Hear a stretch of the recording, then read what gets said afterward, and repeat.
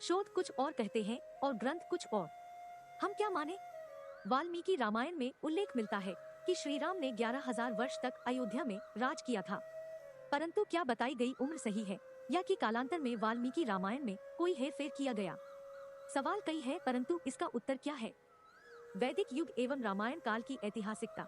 सरोज बाला, अशोक भटनागर, कुलभूषण मिश्र के शोधानुसार श्री राम का जन्म 5114 ईसा पूर्व 10 जनवरी को दिन के 12.05 पर भगवान राम का जन्म हुआ था, जबकि वाल्मीकि के अनुसार श्री राम का जन्म चैत्र मार्च शुक्ल नवमी तिथि एवं पुनर्वसु नक्षत्र में, जब 5 ग्रह अपने उच्च स्थान में थे, तब हुआ था।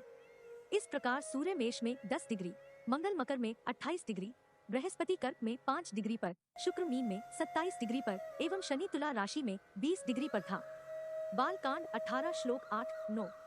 शोधकर्ता डॉक्टर वर्तक पीवी वर्तक के अनुसार ऐसी स्थिति 7323 ईसा पूर्व दिसंबर में ही निर्मित हुई थी, लेकिन प्रोफेसर तोबेस के अनुसार जन्म के ग्रहों के विन्यास के आधार पर श्री राम का जन्म 7130 वर्ष पूर्व अर्थात 10 जनवरी 5114 ईसा पूर्व हुआ था।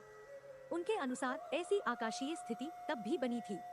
तब 12:25 पर आकाश में ऐसा ही दृश्य था जो कि वाल्मीकि रामायण में वर्णित है। ज्यादातर शोधकर्ता प्रोफेसर तोबेस के शोध से सहमत हैं। इसका मतलब यह कि राम का जन्म 10 जनवरी को 12:25 पर 5114 ईसा पूर्व हुआ था। यदि हम शोधकर्ताओं की बात माने तो 5114 ईसा पूर्व श्री राम के जन्म हुआ था, तो इसमें सन 2021 को जोड़ने से यह पता चलता है कि आज से 7,135,000 वर्ष पूर्व उनका जन्म हुआ था। तो फिर वे किस तरह 11,000 वर्ष तक अयोध्या पर राज कर सकते थे? भगवान श्री कृष्ण का जन्म 3112 ईसा पूर्व हुआ था, अर्थात इसमें सन 2021 जोड़ते हैं तो 5,133,000 वर्ष आता है, अर्थात 5,133 वर्ष पूर्व श्री कृष्ण हुए थे। आर्यभट्ट के अनुसार महाभारत युद्ध 3137 ईपू में हुआ। हाल ही में 25 दिसंबर 2020 को 5157वीं गीता जयंती वर्ष मनाया गया। श्री कृष्ण के जन्म के बारे में कोई मतभेद नहीं है। कहते हैं कि महाभारत के युद्ध में रघुवंशी शल्य ने कौरवों की ओर से लड़ाई लड़ी थी, जो नकुल और सहदेव के मामा थे। कहते हैं कि वे श्री राम के पुत्र कुश की 50वीं पीढ़ी में हुए थे।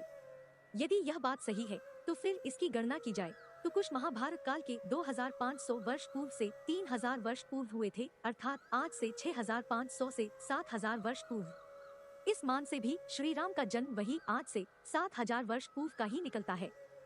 श्री राम की अब तक के वंशावली क्रम को जोड़ने पर भी यह सिद्ध नहीं होता है कि उन्होंने 11,000 वर्षों तक राज किया था।